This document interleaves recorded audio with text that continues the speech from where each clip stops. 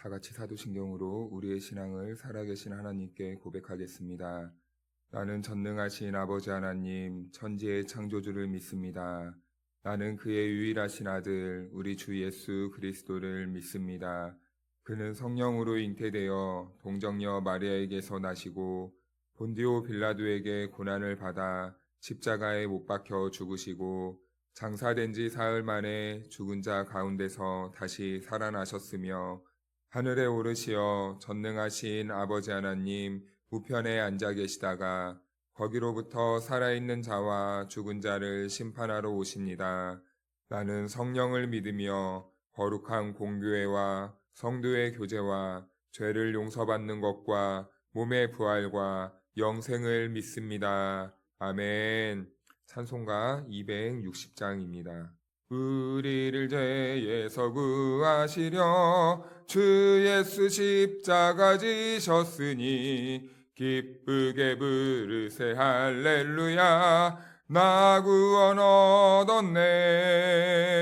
찬송하세 찬송하세 주님 나를 구하셨네. 찬송하세 찬송하세 주가 구원하셨네. 우리를 주께서 구했으니 이전에 행하던 악한 일과 주하고 더러운 모든 죄를 온전히 버렸네. 찬송하세 찬송하세 주님 나를 구하셨네. 찬송하세 찬송하세 주가 구원하셨네. 나 지금 죄에서 사함받아 거룩한 백성이 되었으니 이 육신 장막을 벗을 때도 겁날 것 없겠네. 찬송하세 찬송하세 주님 나를 구하셨네. 찬송하세 찬송하세 주가 구원하셨네. 우리가 이 세상 떠날 때에 예수의 손목을 굳게 잡고 영원히 즐거운 천국에서 주와 함께 살겠네. 찬송하세 찬송하세 주님 나를 구하셨네. 찬송하세 찬송하세 주가 구원하셨네. 아멘. 오늘 우리에게 주신 하나님의 말씀은 11장 1절에서 10절 말씀까지 한 절씩 교독하겠습니다. 여호와께서 모세에게 이르시기를 내가 이제 한 가지 재앙을 바로와 애굽에 내린 후에야 그가 너희를 여기서 보내리라. 그가 너희를 보낼 때에는 여기서 반드시 쫓아내리니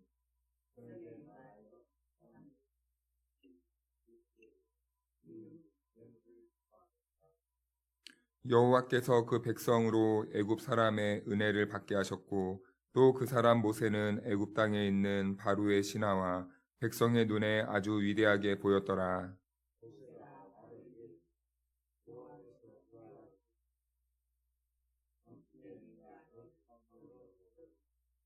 애굽 땅에 있는 모든 처음 난 것은 왕위에 앉아 있는 바로의 장자로부터 맷돌 뒤에 있는 몸종의 장자와 모든 가축의 처음 난 것까지 죽으리니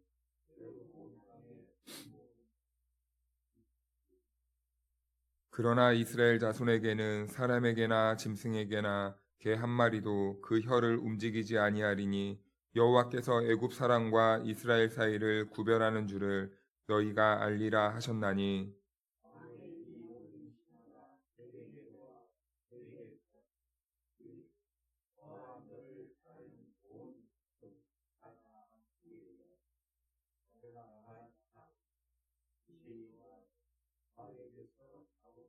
여호와께서 모세에게 이르시기를 바로가 너희의 말을 듣지 아니하리라. 그러므로 내가 애굽 땅에서 나의 기적을 더하리라 하셨고 모세와 아론이 이 모든 기적을 바로 앞에서 행하였으나 여호와께서 바로의 마음을 완악하게 하셨으므로 그가 이스라엘 자손을 그 나라에서 보내지 아니하였더라. 아멘. 할렐루야. 하나님의 은혜와 평강이 우리 모두에게 함께하기를 축복합니다. 네, 장자의 죽음이 이제 곧 임박합니다. 네. 그리고 고센 땅에 살던 이스라엘의 집마다, 그래서 내일 보겠지만 이제 집집마다 이제 문 틀에 이제 어린 양의 피가 발리게 됩니다. 그래서 이제 죽음의 심판은 그 어린 양의 피가 발려진 모든 집을 떠나게 되죠. 그래서 넘어갔다, 지나갔다라는 뜻에서 우리는 유월절이다라고 이렇게 말을 합니다. 어제부터 나눈 이야기들을 이렇게 종합을 해보면 한 가지로 모아지는 것 같습니다. 10가지의 재앙은 한 가지로 모아지는 것 같은데요. 하나님께서 이스라엘 백성들을 구원하시겠다는 그 열정과 마음이 이 재앙 속에 담겨져 있다는 것입니다. 우리는 우리에게 어떠한 고난과 시련과 환란이 다가올 때가 있습니다. 감당하지 못하는 일에 쓰러지고 넘어질 때가 있는 것이죠. 때때로 예고하지 않는 삶의 문제는 하나님께로, 그래서 우리를 인도하기 위한 그 복이 감춰져 있다는 것을 우리는 잘 알고 있습니다. 그래서 우리는 그 고난 속에서 주님을 처절하게 몸부림치고, 그리고 눈이 때로는 짓무르도록 우리가 하나님 앞에 나와 이렇게 기도할 때가 있습니다. 그런데요, 정말 참 이 놀라운 은혜는 뭐냐면, 고난으로부터 시작한 그 눈물의 기도, 고통으로 시작한 그 답답한 마음의 기도가 결국에는 하나님이 나를 위한 이런 그 계획을 가지고 있었구나 라는 것을 발견하게 되는 그 은혜와 복을 경험하게 된다는 것이죠. 그래서 우리에게 있는 고난과 좌절과 또 때로는 여러 사람들과의 다툼, 여러 가지 일들로 인한 내 안에 일어나는 모든 발생하는 상황들은 어쩌면 하나님이 우리를 향한 하나님의 뜻을 발견하게 하기 위한 그런 하나님의 부르심이고 초청이 될 수 있는 그런 은혜의 자리다라는 것을 기억하시며 사시기를 바랍니다. 네, 신명기 법에는요, 남녀 종을 놓아줄 때는 반드시 빈손으로 놓아주면 안 된대요. 반드시 그 종을 내어보낼 때는 빈손으로 하지 말고 꼭 그들에게 무언가를 들려보내라고 이렇게 말을 합니다. 왜냐하면요, 그래야지 완전한 속량이 되는 거예요. 이 종을 내보낼 때 빈손으로 내보낸다? 그러면 그 사람은 이제 어떻게 먹고 삽니까? 너는 이제 내 종이 아니니까 너는 너 알아서 해. 내 소유가 아니니까 너는 너가 알아서 생존해. 이렇게 한다면 이거는요, 그 사람 보고 그냥 나가서 죽으라는 말과 똑같습니다. 노예가 어떻게 먹고 살 수 있겠습니까? 일을 할 수도 없고, 이제 신분도 제대로 이렇게 없는데 아무 일도 할 수 없는 거예요. 그렇기 때문에 하나님께서는 그 이스라엘 백성들에게 반드시 명령한 것이 누군가를 내보낼 때는 반드시 그들이 자립할 수 있도록, 독립할 수 있도록 그 손에 반드시 그 재물을 들려보내야 된다라고 이렇게 말씀하십니다. 이것이 바로 하나님께서 원하시는 완전한 속량이고 완전한 자유입니다. 그래서 히브리 노예들은요, 400년 동안 애굽 안에서 하나님께 얼마나 부르짖었겠습니까? 그래서 하나님은요, 그들의 고통을 보셨다, 알았다, 들으셨다 이렇게 말을 해요. 그런데요, 하나님은요, 그 언약의 때를 기다려야만 했습니다. 하나님이 계획하시고 목적하신 그 때를 기다리셔야 됐어요. 그런데 그 때를 기다리는 사람들은요, 날마다 어떻게 살았을까요? 가슴을 치면서, 그리고 부르짖으면서, 하나님 이 고통을 빨리 벗어날 수 있도록 도와주십시오. 라고 이렇게 매일 가슴이 타들어가는 심정으로 하나님께 기도를 했을 겁니다. 하지만요, 하나님은요, 때때론 이럴 때는 굉장히 고집스러운 면이 있는 것 같아요. 하나님의 계획이 정말 철저하게 이루어질 수 있도록 하나님은 하나님의 때를 기다리고 있는 것입니다. 그리고 하나님의 약속을 반드시 이룬다는 것을 이렇게 성경을 통해 나타내시죠. 그래서요, 창세기 15장 14절 말씀을 보면 이런 말씀이 있거든요. 제가 읽어드리겠습니다. 그들이 섬기는 나라를 내가 징벌할지며 그 후에 네 자손이 큰 재물을 이끌고 나오리라. 아멘. 하나님께서는 창세기의 말씀에 오늘 이 상황을 미리 약속하시고 계획하시고 아브라함에게 말씀해 놓으셨습니다. 그래서 이 모든 지금의 상황, 애굽 안에서 벌어지는 이 모든 상황과 히브리 백성들이 애굽에서 출애굽할 것과 그리고 그들이 많은 은금 패물을 가지고 나올 것은요, 하나님께서 이미 아브라함에게 많은 씨를 약속해 주셨을 때부터 하나님께서는 약속하시고 계획하셨다는 겁니다. 그래서 우리가 말씀을 이해하고 붙잡는 선도라면요, 우리가 때로는 칠흑 같은 어둠 속에 있을 때 나타나는 이 반응과 모습들이 있습니다. 그것은 뭐냐면요, 지금 내 현실은 눈이 부르트도록 기도할 수밖에 없고, 그리고 내 마음은 답답해서 하나님 앞에 한숨밖에 쉴 수 없고 이런 상황 속에 있지만 하나님께서 반드시 하나님의 때에 나를 구원하시고 나를 회복시킬 것이라는 그 하나님의 말씀에 대한 약속을 붙잡고 살게 된다는 것입니다. 이것이 바로 고통을 마주하고 있는 성도들의 나타나는 자연스러운 모습이고 우리는 비록 힘들고 답답할지라도 이렇게 하나님을 붙잡고 하나님에 대한 이 언약을 붙잡고 살아가는 그러한 모습을 우리들이 믿음으로 살아갈 수 있도록 늘 깨어 기도할 수 있어야 되는 것이죠. 그래서 오늘 본문 말씀을 보니까요. 구하게 하다라는 이 말이 있습니다. 이 말은요. 탈취와 약탈의 개념이 담겨져 있다고 말씀드렸습니다. 히브리 사람들은 400년간 애굽에서 노동을 합니다. 그렇다면 그들은요. 해방될 때요. 이제 하나님의 의도와 창세기의 말씀과 신명기 법에서 말씀하신 것처럼요. 노예된 식물에서 나올 때 빈손으로 나오면 안 돼요. 삭스를 받고 나와야 됩니다. 그런데요. 애굽의 바로는 누구입니까? 그 애굽의 바로가 하나님의 이 뜻을 알았을까요? 이 정신을 알았을까요? 순순히 그들에게 그 손에 은폐물을 이렇게 줘서 보냈을까요? 아닌 것이죠. 그렇지 않죠. 그래서 하나님께서는요, 참 어떻게 보면은 우리가 보면 탈취하고 빼앗는 모습을 보이지만 하나님께서는 지금 애굽에서 이스라엘 백성들이 노예로부터 나올 때 하나님은요 그들의 품삯을 계산해서 지금 들려 보내고 있는 그런 모습입니다. 한마디로 이 바로에게 빼앗겼던 그 권리와 그 모든 것들을 되찾아서 지금 히브리 노예들을 출애굽시키고 있는 모습인 것이죠. 그러니까 하나님은요 이 애굽에서 이스라엘 백성들을 출애굽시킬 때 완전한 속량과 완전한 자유를 주시면서 그들을 구원하시고 그들이 자립할 수 있도록 이렇게 모든 것을 더하여 주셨다는 겁니다. 그러니 우리도요 마음이 멍이 들 때가 있어요. 어려운 일에 부닥칠 때가 있습니다. 그럴 때 우리는 어떻게 해야 됩니까? 우리는요 다투지 않아야 돼요. 하나님께 고발하는 겁니다. 하나님께 우리가 청구서를 들이미는 겁니다. 그만큼 강력한 것은 우리들에게 없는 거예요. 애굽에서 히브리 노예들의 부르짖음을 들으시고 그들을 하나님의 뜻과 방법대로 구원하셨던 것처럼 우리도 어떠한 문제와 상황이 생기면요 그 상황을 놓고 하나님께 청구하는 겁니다. 들이미는 겁니다. 도와달라고 해야 되는 겁니다. 그것이 가장 강력한 우리의 힘이고 무기다라는 거예요. 그래서 정말 하나님을 믿는 신앙인들은 아까 말씀을 의지하지만 또 한편으로 나타나는 모습이 어려움이 쌓이면 쌓일수록 하나님께 나와 무릎을 꿇는다는 것입니다. 처음에는 무릎 꿇지 않을 수 있어요. 그런데요, 이게 지나다 보면요, 결국엔 그 도우심이 하나님께로부터 온다는 것을 깨닫게 되고 하나님께 나와 자기의 모든 상황을 하나님께 맡기며 하나님 도와주십시오. 눈물 흘리면서 마음을 토해내면서 그렇게 기도하는 자리로 나올 수밖에 없는 것입니다. 우리가 맞서야 하는 대적은 그래서 사람이 아니라는 거예요. 우리는요 어려운 문제가 있으면 그래서 우리는 하나님과 씨름해야 되는 겁니다. 사람과 환경과 대립하고 맞서는 게 아니라 우리 성도들은요 하나님의 말씀을 붙잡고 하나님께 나와 하나님께 이렇게 맞서는 거예요. 사람과 상대하다 보면 그리고 이 환경의 문제와 상대하다 보면 어떤 싸움만 됩니까? 진흙탕 싸움만 되는 겁니다. 네가 옳고 내가 옳고 너는 왜 그렇게 했냐? 나는 이렇게 했다.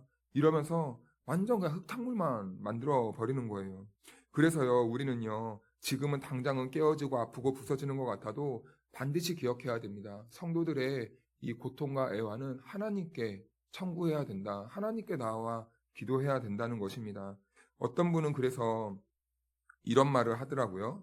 진정한 온전이란 내가 하나님 앞에서 부서지는 것이다. 라는 이러한 말을 합니다. 우리가 완전히 부서져야 우리가 완전히 그분의 것이 된다는 것이죠. 그래서 온전이라는 것은 또 하나의 의미로 우리가 하나님의 안으로 들어가는 겁니다. 나는 부인하고 하나님 안으로 들어가는 거예요. 그래야 우리는 온전해질 수 있는 거예요. 거룩도 마찬가지입니다. 내 힘으로 내가 율법을 잘 지켜서 내가 정결한 삶을 살고 이게 거룩에 우리는 이해를 가지고 있을 때가 있지만 사실은 진정한 거룩이라는 것도 우리가 하나님 안에 온전히 들어가게 되면 자연스럽게 거룩해지는 것이 우리 성도들의 거룩이라는 것이죠.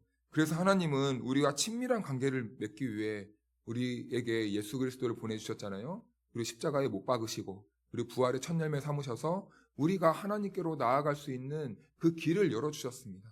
왜 그랬습니까? 우리와 친밀한 관계를 맺기 위해서요. 우리를 온전하게 하기 위해서 우리 주님께서는 자기 아들까지도 아끼지 않고 이 땅에 보내주셨다는 거죠.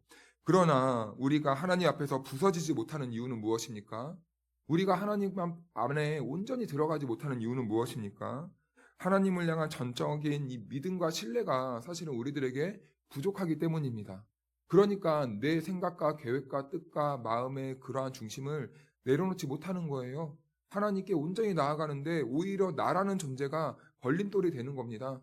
그러니까 내가 알고 있는 모든 것들을 산산이 부서뜨려야 돼요. 내가 알고 있는 방법과 생각들을 다 완전히 부서뜨리고 하나님 말씀 앞에 집중하고 하나님의 뜻을 간구하면서 우리가 하나님의 그 안으로 들어갈 수 있도록 우리는 간구해야 되는데 늘 언제나 내 자신이 결국에는 기준이 되고 오름이 됩니다. 그래서 하나님의 말씀을 들어도 우리는 때로는 내 기준과 내 틀과 내 세계관, 내 가치관, 내 삶의 방식으로 항상 이렇게 다시 재생산을, 이게 리폼이라고 해야 되나요? 다시 내 안에서 재해석을 하게 됩니다. 이러니까 우리는 결국에 하나님의 말씀을, 어떤 분들은 이런 말을 하더라고요. 제가 이런 말 하면 좀 건방져 보일까 봐 말을 안 하는데 이 복음서를, 죄송합니다, 지가 복음 이렇게 내가 만든 복음 이렇게 말을 하더라고요. 우리가 하나님의 말씀을 꼭 나의 것으로만 자꾸 이렇게 바꿔놓으려고 하는데 우리는 먼저는 우선적으로 하나님의 뜻이 무엇인지 발견하면은 우리가 그 하나님의 뜻에 맡겨야 된다는 것이죠. 그래서 우리가 늘 이런 믿음이 있어야 됩니다. 하나님은요, 하나님이 하는 말씀은 언제나 이 옳다는 이 믿음이 있어야 되는 거예요. 하나님은 옳은 일을 하시는 분이야 라고 이렇게 생각할 때도 있는데 때로는 이것보다 더 넘어가서 하나님이 하시는 모든 일이 옳다라고 우리는 이런 믿음까지 가야 됩니다. 그래야 때로는 우리들에게 어떠한 재난이 와도 하나님이 나에게 어떠한 목적이 있겠구나 라고 이렇게 우리는 반응할 수 있게 되는 것이죠.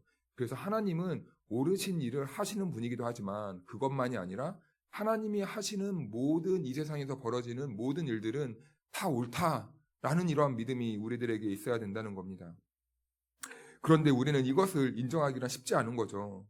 왜냐하면 나라는 존재가 강력하게 내 틀과 내 이런 체계가 내 안에 강력하게 있기 때문이에요. 이런 사람들이 사실은 신약에서 두 그룹으로 나타나는데 바리새인들과 서기관들이었다는 거죠. 하나님의 말씀을 들어도 자기의 틀로 해석해서 자기네 방식으로 계속해서 자기들만의 어떤 세계, 왕국을 만들어가는 거예요. 그러다 보니까 사람들이 들어오지 못하는 거죠. 그래서 예수님이 오셔서 그들의 체계와 이 신앙관을 깨트려 보이시는 모습을 보게 됩니다. 그런 성경에는요, 우리 잘 알다시피 욥이라는 인물이 나와요. 그는요, 하나님 앞에서 결국에 무너짐을 경험합니다. 욥은 이런 생각을 가지고 있었어요. 하나님, 내가 뭘 잘못했길래 왜 나에게 이런 고난이 와요?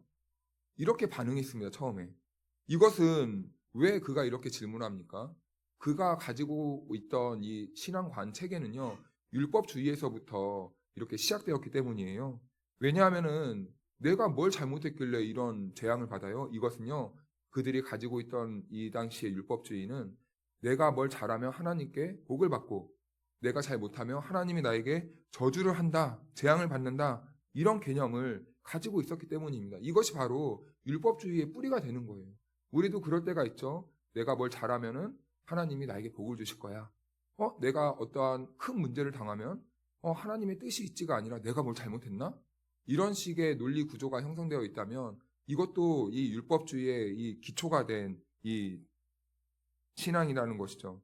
욥은 한때 하나님을요, 이렇게 율법적으로 이해했던 거예요. 하나님, 제가 뭘 잘못했길래 이런 고난을 당해야 돼요? 그러나 그런 욥도 다 이해할 수는 없었습니다. 그러나 하나님이 하시는 이 일이 옳다는 것을 깨달은 후에 하나님을 인정하게 되는 것이죠. 내가 지금까지는 귀로만 하나님께 대해서 들었으나 이제는 눈으로 봅니다. 하나님을 인정하게 되는 겁니다. 출애굽한 백성들, 그들은 하나님의 말씀을 이해하는데 정말 이 오랜 시간이 걸려요. 그 오랜 시간 속에서는요, 때로는 이 하나님의 이 재앙이 겹겹이 계속해서 몰려오는 겁니다. 반복됩니다. 그 재앙은요, 중요하니까 반복되는 것인데요. 두 번째는요, 이 재앙이 이스라엘 백성들을 향했던 이유는 하나님의 사랑이 배경이 되었기 때문입니다. 하나님의 백성으로, 하나님의 자녀로 삼고 싶었던 그 하나님의 열렬한 그 사랑이 결국에는 재앙으로 드러나서 그들을 하나님께 속할 수 있도록 하나님이 재앙을 이용했던 것이죠. 어떤 장로님은 이런 말을 하셨더라고요. 이분은 현직 교사였는데 교사와 아비의 차이점이 무엇입니까? 라는 질문을 받았다고 합니다. 그랬더니 그분이 하는 말이 학생들을 지도하다 보면은 때로는 감당하지 못하는 학생들이 있잖아요. 정말 말썽 많이 피우고 쟤 때문에 진짜 맨날 이 머리가 빠지는 것 같고 이런 아이들이 있다고 합니다. 설득을 하고 어떻게 하고 체벌도 하고 또 때로는 막 어르고 달래기도 하고 해도 안 된다는 거예요. 안 돼.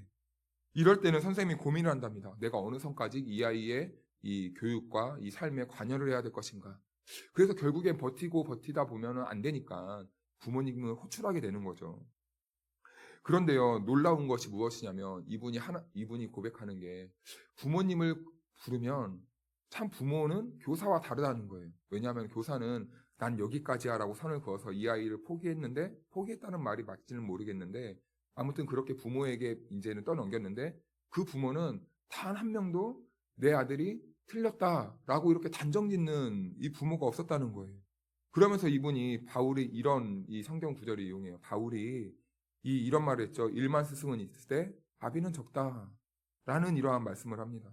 여기에는 하나님이 우리를 향한 아버지의 마음이 담겨져 있는 것이죠.